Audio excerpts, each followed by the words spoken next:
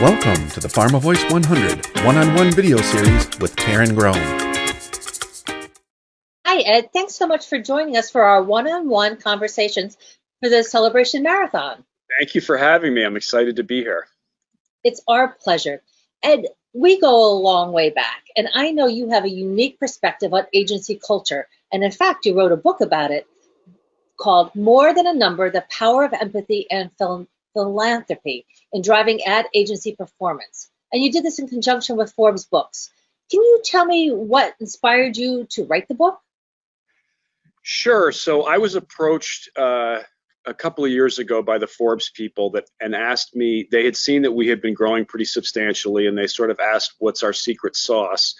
And I told them that, we spend a lot of time at Fingerpaint focusing on our people and our culture. And they thought that would make a nice story.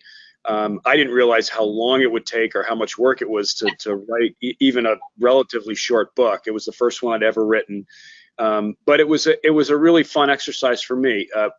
I've always been of the belief that if you take care of your people and you create a culture of empathy and positivity, that would translate into better work and ultimately dollars down the road in the form of more clients and happy clients. But I had never really sat down to prove that actually worked. So the book sort of forced me to sort of pull all those facets out and see if it actually was true. And it was a really interesting exercise. I have a unique perspective in that I had never worked for an ad agency before starting one, so I didn't come in with any preconceived notions about what an ad agency, or especially in the healthcare world, should be, how it should operate. I just knew how I wanted to treat the staff, and the more I learned, it became evident that healthcare ad agencies, like a lot of more traditional ad agencies, they're tough places to work. There's layoffs all the time. The hours can be insane. There's an awful lot of pressure. There was an old saying, beat the creatives into submission type of thing, right? And you'll get squeeze every ounce out of them. And I just thought that there's got to be a better model in terms of taking care of the people. It's 80% of my cost and most healthcare agency costs.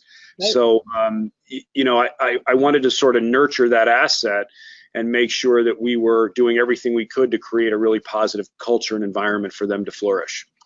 And it's worked. And the opposite is, if you don't do that, you have turnover, you have burnout, you can't recruit good people, you have a sense of apathy in the company, and it's counterintuitive to producing great work. Full disclosure, I read the book, so well done. Thank you. Yep. So the second part of this is, how are you hoping this will change the client agency partnerships in the future?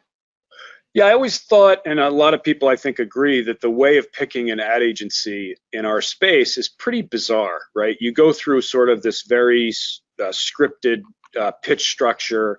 You spend 2 hours with people in a room that you may or may not know, and then you're supposed to make this decision to get married and spend the next 4 or 5 years with these people, and sort of keep your fingers crossed that you've picked the right folks and that your career and your products and brand success is going to be hinged on this 2-hour speed dating process. And I was hoping that I could sort of shed some light for the clients to say, you really need to dig deeper and find out, what the company is like, how its leadership is run, how do they manage their folks, are the people happy, are they engaged, do they lead from a sense of empathy, not only for your brand but also for the patients you're trying to reach.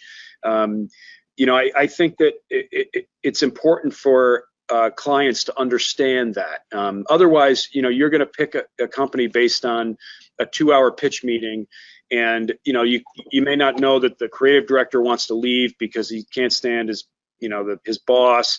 Other people are being passed over for promotions. Other people are burned out, and it's just this sort of artificial process for selection that I thought wasn't a very good indication of how successful the agency was going to be.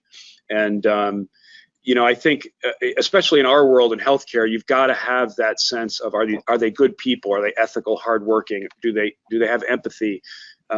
So, one of the things that I talk about in the book is to spend a day with the potential agency partners, do workshops, see how they think, see how they treat one another. It's a lot like when you buy a house. You can walk in and get a sense for, does this feel right? Or are these people just salespeople that are going to tell me whatever I need to know and try to win the business and then on to the next one? Gotcha. And thanks so much for sharing your philosophy on this, and continued great success to you and all the finger painters. Thanks for joining us. Thank you so much for having me. This was a lot of fun. For more PharmaVoice 100 content, visit www.pharmavoice100.com.